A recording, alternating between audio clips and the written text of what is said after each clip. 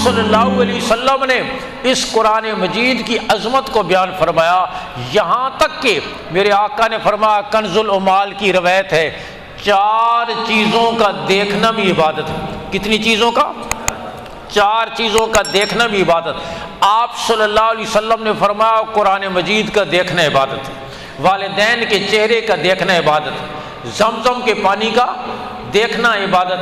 آپ سوچیں، غور فرمائیں کہ جس کتاب کا دیکھنا عبادت، اس کا پڑھنا کتنی بڑی عبادت ہوگا، اس کا یاد کرنا کتنی بڑی۔ اور آج الحمدللہ امت مسلمہ کی یہ خصوصیت ہے، پہلی امتوں میں امت آسمانی کتاب کی حافظ نہیں ہوا کرتی تھی، وقت کا نبی اس کا حافظ ہوتا تھا۔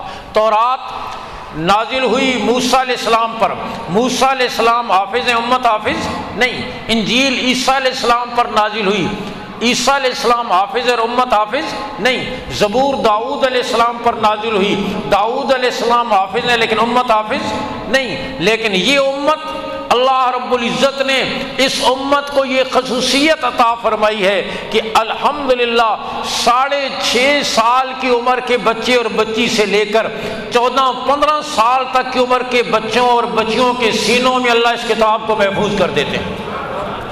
میں مری لورا کے علاقے میں گیا، ایک گاؤں پہاڑ کی چوٹی پر، گاڑی بھی نہیں جاتی، چیئر لفٹ سے وہاں جانا پڑا۔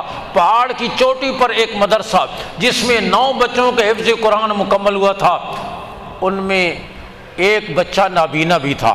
نابینے بھی بہت دیکھے، آپ نے بھی بہت دیکھے ہوں گے، ایسا نابینا نہیں دیکھا اس کے چہرے پر سرے سے آنکھوں کا نشان ہی نہیں۔ یہ جگہ ایسے پلین جیسے ماتھا پلین ہے، اللہ نے اس کے سینے میں بھی قرآن محفوظ کر دیا۔ میں نے کہا کیسے راستہ روکو گے یا اللہ، تیری عجیب قدرت ہے، تو نے آسمان کو بغیر ستون کے کھڑا کیا ہے، زمین کا فرش پانی پہ بچھایا ہے، رات کے سناٹوں کے بعد دن کے اجالوں کو لے آتا ہے، تیرے لیے کوئی مشکل نہیں۔ جس کے چہرے پر آنکھوں کا نشان ہی نہیں، اس کے سینے میں بھی تو نے قرآن محفوظ کر دیا۔